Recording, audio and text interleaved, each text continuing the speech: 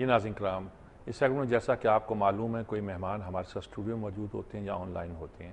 اس وقت اسٹوڈیو میں ہمارے ساتھ رحمت خان وردک صاحب ہمارے ممتاز سیاستدان ہیں، تحریک استقلال اصلی والی اشرف خان والی، اس کے یہ چیئرمین ہیں، مرکزی چیئرمین ہیں، تو ان سے آج کی صورتحال پر بات کرتے ہیں۔ السلام علیکم وردک صاحب جی۔ وعلیکم السلام۔ آپ بلوچستان پہ جو کانفرنس ہوئی تھی اس میں شریک ہوئے، جس میں کہا جاتا ہے کہ عمران خان اور انہوں نے ان کی کٹی رہی، انہوں نے ایک دوسرے سے آمنا سامنا نہیں کیا۔ ایک تو کانفرنس کا مجھے بتائیں کہ وہاں کیا صورتحال تھی، آپ اس کا کیا امپریشن لیا؟ آج اور بھی بلوچستان کے حوالے سے خبریں ہیں جس میں بات کرنا چاہ رہا ہوں۔ دوسرا کیا نقشہ تھا وہاں یہ سارا؟ جی میں سمجھتا ہوں کہ سپریم کورٹ بار نے بہت بڑا قدم اٹھایا، اور اس میں سب سے بڑی اچھی بات یہ تھی کہ بلوچستان کی نمائندگی شامل تھی۔ بلوچستان کی ایک ہی پارٹی کے آدمی، وہ بھی کہہ رہا تھا کہ جی اس کو جہاز میں ٹکٹ تھا، جہاز نہیں آ سکا، باقی تمام اس میں حاضر تھے۔ جہاں تک عمران خان کی اور نواز شریف کی بات ہے، نواز شریف تو پہلے آ چکا تھا اور بڑے اچھے طریقے سے آیا اور بڑے اچھے طریقے سے بیٹھا۔ عمران خان بعد میں آیا، بہت لیٹ آیا، لیکن اس نے آتے ہی اس نے کوئی ایسا موڈ بنایا تھا جس طرح کہ اس کے نواز شریف کے ساتھ کوئی دشمنی تھی یا زبردستی کوئی بلایا گیا اس آل پارٹی کانفرنس میں، اور اس کا رویہ بڑا خراب تھا۔ اچھا، بہت زیادہ خراب تھا۔ نواز شریف کا تو کوئی رویہ ایسا نہیں تھا۔ نواز شریف تو کیا وہ دور دور بیٹھے ہوئے تھے، کیا تھا؟ بس ایک لائن میں نواز شریف پہلے سے ہی بیٹھا ہوا تھا، لیفٹ پہ، اور رائٹ پہ عمران خان سامنے والے میں آ کر بیٹھ گیا، اور پھر اس نے کہا، بہت بار بار ان کو کہا کہ یہ ہمیں جلدی بلائیں تاکہ میرے پیچھے بڑے کام ہیں۔ آیا بھی لیٹ تھا، اور پھر اس نے اپنی تقریر کے دوران تقریر کر کے پھر کہہ بھی دیا ایسی نژاد صاحب کو کہ آپ خفا نہ ہوں، میں اس لیے لیٹ آیا ہوں اور اب میں جلدی جا رہا ہوں، تقریر ختم ہونے کے بعد میں جا رہا ہوں۔ اسی طرح چلا گیا۔ تو ساتھ ان کے جاوید ہاشمی بھی تھے؟ جاوید ہاشمی بھی تھے، شاہ محمود قریشی صاحب البتہ میاں نواز شریف سے آ کر ملا، اس نے ہاتھ دیا جس وقت جاتے روانہ ہو رہے تھے، اور جاوید ہاشمی کا تو موڈ بھی عمران خان سے بھی زیادہ خراب تھا۔ تو میں وہ سب نے بہت برا مانا اس طریقہ کار کو، سب نے وہاں، خواہ وہ وکلاء تھے، خواہ وہ اینکر تھے، خواہ وہ سیاستدان تھے، سب نے کہا یہ رویہ کیا کانفرنس میں عام طور پہ کیا بات ہوئی؟ یہ تو ضمنی بات تھی، اور کیونکہ اس کا کانفرنس میں بڑی اچھی باتیں ہوئیں، اور کانفرنس میں سمجھتا ہوں کہ میں تو خراج تحسین پیش کرتا ہوں سپریم کورٹ کو، یہ ہونا تو چاہیے تھا کہ حکومت جو کانفرنس طلب کرتی یا پھر اپوزیشن طلب کرتی۔ وزیر اعظم بھی آئے تھے؟ وزیر اعظم تو نہیں آئے تھے، وزیر اعظم نے اپنے نمائندہ بھیجا تھا، رضا ربانی۔ اچھا، رضا ربانی کو، ٹھیک ہے۔ اور رضا ربانی نے بڑی اچھی، وزیر اعظم نے اس دن کہیں اور جگہ پہ تقریر کی تھی جس کے حوالے تھے، ٹھیک ہے، اس لیے، لیکن میاں صاحب آئے، میاں صاحب نے بڑی اچھی تقریر کی، بڑا انہوں نے، مطلب میاں صاحب کی تقریر سے یہ اندازہ ہو رہا تھا کہ میاں صاحب یہ کہہ رہا تھا کہ ماضی میں غلطیاں ہوئی ہیں اور وہ حقیقت میں غلطیاں ہوئی ہیں، لیکن اس میں آپ کو ایک عجب سی بات بتاؤں کہ ایک بڑا مشہور اینکر، اس نے ایک بڑی اچھی تقریر کی، اور اس نے پوری تقریر پنجاب کے خلاف اور پنجابیوں کے خلاف کی۔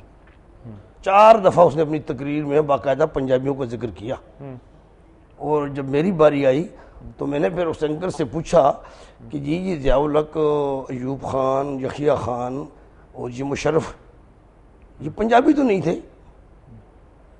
نہیں تو پنجابیوں سے ہٹ کر بھٹو صاحب تو فوجی بھی نہیں تھے؟ فوجی بھی نہیں تھے۔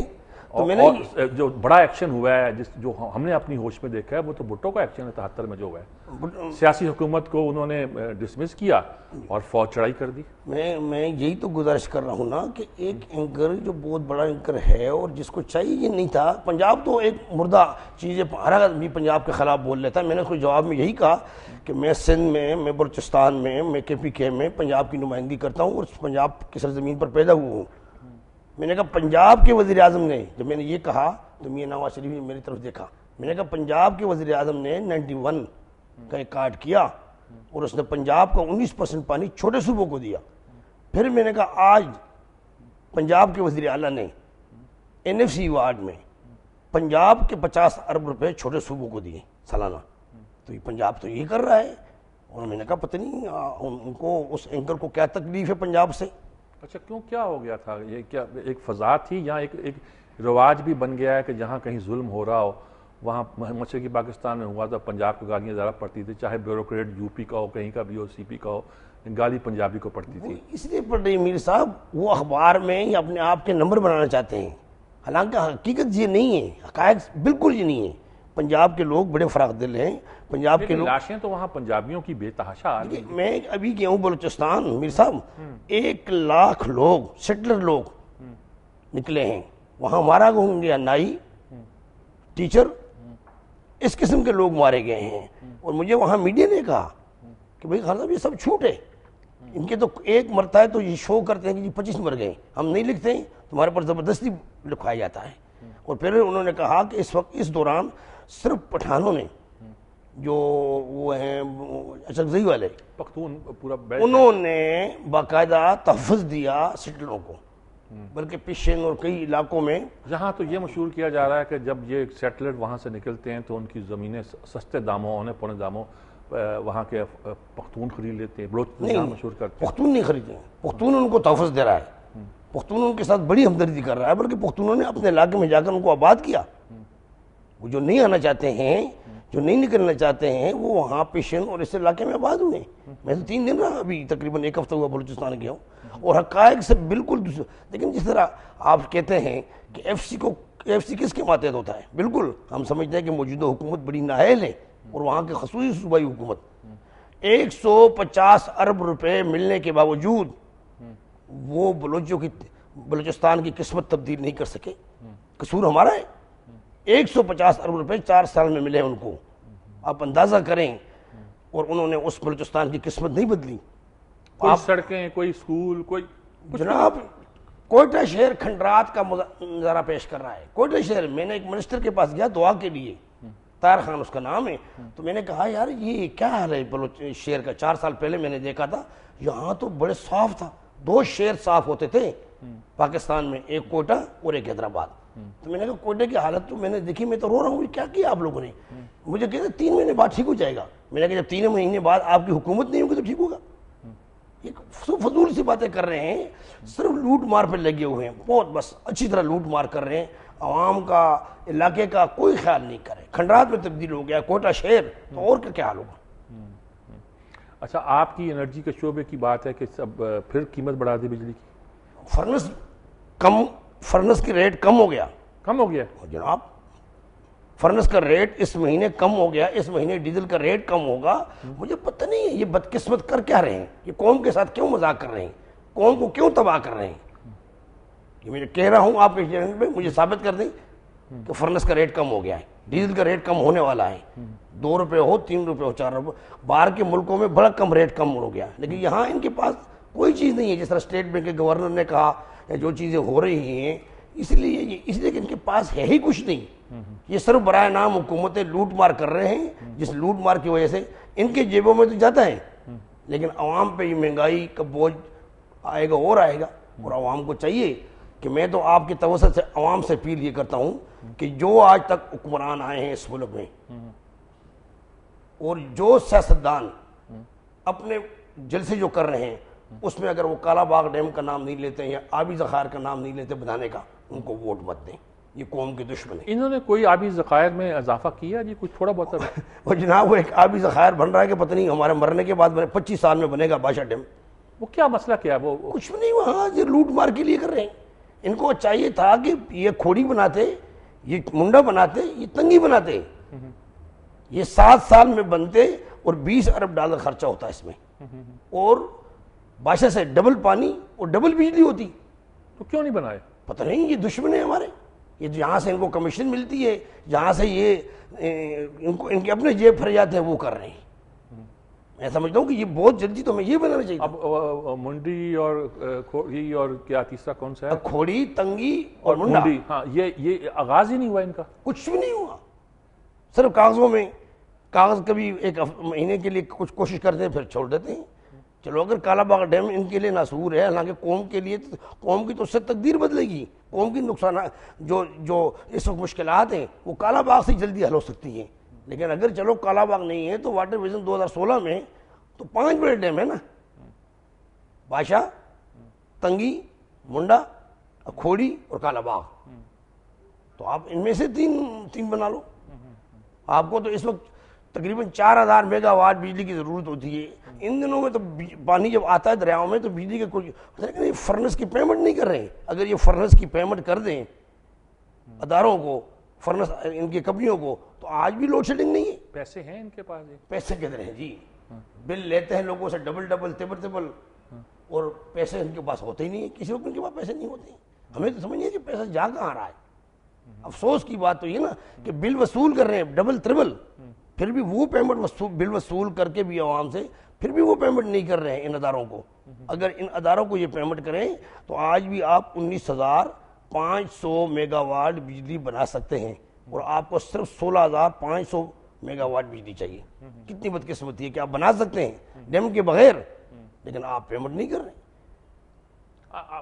یعنی کہ کوئی ایک تو ہوتا ہے کہ کہتے سرکل ڈیٹ بڑھتا جا رہا ہے، ہمارے پاس پیسے نہیں ہیں، اور بجلی کے نرخ بھی بڑھتے جا رہے ہیں کہ ہمارے پیسے نہیں ہیں. آپ کہتے ہیں فرنس آئل سستا ہو گیا ہے، ڈیزل سستا ہو رہا ہے، آرمی منڈی میں ویسے بھی را پیٹرولیم کی قیمت کم ہوگی، تو پھر مسئلہ کیا ہے؟ حکومت چاہتی کیا ہے؟ دیکھیے میں تو سمجھتا ہوں کہ نااہل حکومت ہے، وہ سمجھتی ہے کہ لوگوں کو پتہ نہیں ہے. حالانکہ یہ تو ساری چیز روز آپ کے چینلوں پہ آتی ہے کہ کروڈ کا کیا ریٹ ہو گیا. جب کروڈ کا ریٹ گرتا ہے تو پوری دنیا میں ڈیزل اور پیٹرول کا ریٹ کم ہو رہا ہے. یہ بھی ہمیں اس مثال دیتے ہیں ہندوستان کا. وہ ہندوستان اگر آج 7 روپے لیٹر بڑھا بھی دے تو آپ سے پھر بھی بہت کم ہے. 73 روپے ہو جائے گا، 74 روپے پھر بھی کم ہے. آپ کے پاس 105 روپے ہے میر صاحب. آپ اندازہ کریں 105 اور 73 میں تو بڑا فرق ہے. لیکن ان کا روپیہ بھی تو ہم سے بہت آگے ہے. وہ تو اس لیے کہ معیشت پر مضبوط ہے نا. آپ سے تو معیشت پر بنگلہ دیش مضبوط ہے. بنگلہ دیش کا 50 روپے، آپ کا 100 روپیہ، آدھے ان کا فرق ہے. معیشت ان کتنی کی ترقی کر چکا ہے. آپ کے سارے انڈسٹری صنعتکار وہاں جا رہے ہیں کیونکہ وہاں بجلی ہے. یہاں ہمارے پاس تو بجلی نہیں ہے، ہماری صنعتیں تو بند ہو گئی. بجلی کہاں سے آتی ہے؟ ان کی بجلی اس میں چور نہیں ہے، ان میں چور نہیں ہے، ان کے اداروں میں چور نہیں ہے. انہوں نے جو ادارے یہ بنائے تھے وہاں اپنے ملک میں تو لانگ ٹرم بیس پہ بنائے تھے. ہم نے شارٹ ٹرم بیس پہ بنائے تھے. نہ ہم قرضہ اتار سکیں اور نہ ہمارے پاس بجلی ہے. دونوں طرف ان کے پاس بجلی پوری ہے، اور صنعتکاروں کو بڑی مراد انہوں نے دی ہے. اس لیے یہ 3 ملکوں میں آج سری لنکا اور ملیشیا اور یہ آپ کا بنگلہ دیش یہاں سارے جا رہے ہیں کیونکہ وہاں لیبر بھی سستی ہے. ہمارے پاس تو آپ دیکھیں نا، روز جب رات کو ٹی وی پہ آپ دیکھتے ہیں فیصل آباد کا سنتیوں تو بالکل تباہ ہو گیا ہے.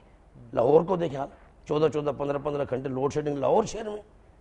اندازہ آپ کریں. اور پھر کہتے ہیں کہ جی پنجاب کے وزیر اعلیٰ نے کیوں نہیں بنائی؟ اس کے پاس تو اختیار ہے، یہ بنا تھا. کوئی ہمارے پنجاب کے تو 3 منصوبے آپ کے پاس پڑے ہیں، آپ دستخط ہی نہیں کر رہے ہیں. جب مرکز دستخط نہیں کرے گا وہ کیسے بنائے گا بیچارہ؟ اس لیے مجھے تو بہت افسوس. مشینیں کراچی بندرگاہ پہ پڑی ہوئی گل سڑ رہی ہیں، کیچو کی ملیاں اور نندی پور کی. جی بات یہ ہے کہ انہوں نے ہر چیز اسی لیے رکھی ہے کہ یہ چاہتے ہیں کہ جو ہم کریں وہ ٹھیک ہے. اور میرا خیال ہے کہ اللہ کا ان پر عذاب ہوگا. لوگ بڑے اس میں جا رہے ہیں، بڑے تجربے میں، لوگوں کو ڈپریشن ہے، لوگ مریض ہو گئے ہیں اس کے کہ دیکھتے ہیں کہ کیا کریں. کھانے پینے کے لیے کچھ نہیں ہے. جوان لڑکیاں، آپ چلے جانا کسی روڈ کے اوپر، جوان بچیاں ہماری قوم کی روڈ پہ کھڑی ہوتی ہیں بھیک مانگنے کے لیے. اگر بچے تو مانگتے تھے، بچوں کو میں نے کبھی اس تعداد میں نہیں دیکھا تھا. اب کراچی چلے جائیں، کدھر چلے جائیں، اور یہ سب اللہ تعالیٰ نے یہ بدبخت ہیں. ان کو 4 دفعہ حکومت ملی، 2 دفعہ مسلم لیگ نون کو ملی. سب سے پہلا تو پاور ہوتا ہے شجاعت میر صاحب. پاور پیسوں کا ہو، پاور بجلی کا ہو. اگر بجلی آپ کے پاس ہوگی، پانی ہوگا تو آپ کو ملک ترقی کرے گا نا. آپ زرعی ملک ہیں، اور پاور اس لیے آپ کو چاہیے، بجلی اس لیے کہ آپ کو صنعتیں چلیں تاکہ لوگ بے روزگار نہ ہوں، اور پانی اس لیے چاہیے کہ آپ کا ملک آباد ہو. آپ دیکھیں نا بردانہ نہیں مل رہا ہے کسانوں کو. میر صاحب خدا کا واسطہ مانے، ان کو سمجھائیں، ان کے ساتھ آپ کی کم باتیں ہو رہی ہیں. بردانہ نہیں ہے، لوگ ترس رہے ہیں پنجاب میں بردانے کے لیے. قسم خدا کی بوریاں جو ہوتی صبح گندم کے لیے صبح جاتے ہیں 9 بجے اور رات کو 9 بجے مرکز سے واپس آتے ہیں. کسان روتے ہیں بردانہ نہیں. کیا ان کو نہیں پتا کہ ہر سال گندم آتی ہے؟ ہر سال گندم آتی ہے میر صاحب. ان کو چاہیے کہ یونین کونسل کے سطح پر بڑے گوڈاؤن بنا لیں تاکہ ان کا بردانہ بھی بچے، کم بردانہ ہو، جلدی کام ہو، تاکہ اس پہ اتارتے جائیں. میں سمجھ نہیں رہا ہوں یہ کب تک ایسا ہوگا. اس میں صرف مرکز نہیں، یہ بھی نااہل ہیں، ان کی بھی کوئی حال نہیں ہے. سنا ہے کہ ان کے سارے گندم جو سٹوروں میں پڑی ہوئی ہے وہ مرکز نہ بیچنے دیتا ہے کسی غیر ملک کو، نہ خود لیتا ہے. اور نہ وہ سٹور خالی ہوتے ہیں، نہ ان کا پیسہ ریلیز ہوتا ہے کہ سب یہ کہنا کبھی یہ تو نہیں کہا نا کہ ہمارے گندم پڑی ہے اور ہمیں مرکز چیختے رہتے ہیں، جی چیختے رہتے ہیں اس میں. میں نے تو کبھی اخبار میں نہیں پڑھا. نہیں آیا ہونا یہ چاہیے، کہہ رہے ہیں ہونا یہ چاہیے. اگر یہ نہیں ہے تو ایکسپورٹ کرنے کی بات کرتے ہیں اپنے گھر. چلیں خیر ٹھیک ہے، بہت شکریہ آپ کا جی مدرک صاحب، آپ نے بہت ہماری رہنمائی کی ان مسائل پر جی. لیتے ہیں ایک وقفہ، وقفے کے بعد حاضر ہوتے ہیں.